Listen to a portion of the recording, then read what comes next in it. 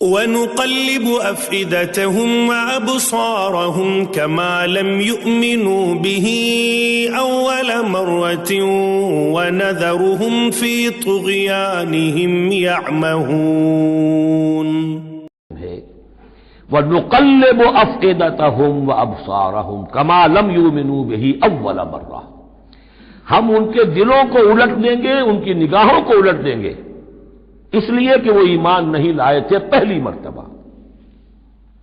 دیکھیے یہ قاعدہ قانون اب اچھی طرح سمجھ لیجئے جو سورہ بقرہ کے شروع ہی میں آ گیا تھا پہلے رکوع میں۔ انسان کا معاملہ یہ ہے کہ اللہ تعالیٰ نے اسے جو صلاحیتیں دی ہیں اگر وہ اس کو استعمال کرے گا تو اس صلاحیت میں اضافہ ہوتا ہے۔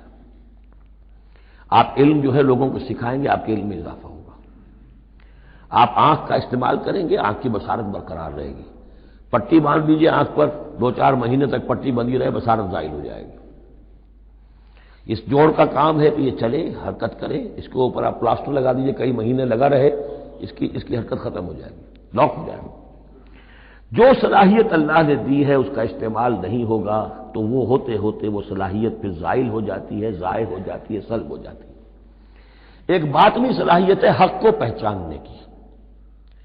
میرے اندر وہ صلاحیت ہے، مجھ پہ حق منکشف ہوا اور میرے دل نے گواہی دی حق ہے، میں نے اس کو دیکھنے سے انکار کر دیا، نہیں مانوں گا میں، ضد کی وجہ سے، تعصب کی وجہ سے، ہردرمی کی وجہ سے۔ اب اس کے بعد دوبارہ پھر کہیں وہ حق کی ایک چنگاری سی روشن ہوئی، اب اس کا اثر آپ پر کم ہوگا، اس کے اثرات جو ہیں وہ کم ہوں گے، ہوتے ہوتے وہ شکل ہو جائے گی کہ اب سرے سے وہ حق کے پہچاننے کی صلاحیت ہی ختم ہو جائے گی۔ اس کو کہا ہے ختم اللہ علی قلوبہم وعلی سمعہم وعلی ابصارہم غشاوہ، اللہ نے مہر کر دی ہے ان کے دلوں پر اور ان کی سماعت پر اور ان کی آنکھوں کے آگے پردے ڈال دیے، اس لیے کہ اب مہر ہو گئی، جس کو انگریزی میں ہم کہتے ہیں پوائنٹ آف نو ریٹرن۔ اب اس انتہا کو پہنچ چکے ہو تم کہ یہاں سے واپسی کا کوئی امکان نہیں۔ ہر معاملے میں کوئی ایک وقت ہوتا ہے کہ ابھی آپ واپس جا سکتے ہیں،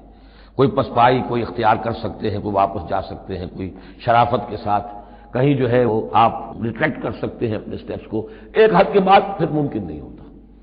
اسی کو یہاں کہا ہے کہ چونکہ جب پہلی مرتبہ حق ان پر منکشف ہو گیا، اللہ نے حجت قائم کر دی، حق منکشف ہو گیا، پہچان لیا ان کے دل نے، ان کی روح نے کہ بصیرت باطنی نے کہ یہ حق ہے، تو فوراً مان لیتے تو خیریت تھی، چونکہ انہوں نے نہیں مانا تو اب تو ہم ان کے دلوں کو الٹ دیں گے، 100 معجزے بھی دیکھ لیں گے تو یہ ایمان نہیں لائیں گے۔ وَنُقَلِّبُ أَفْئِدَتَهُمْ وَأَبْصَارَهُمْ،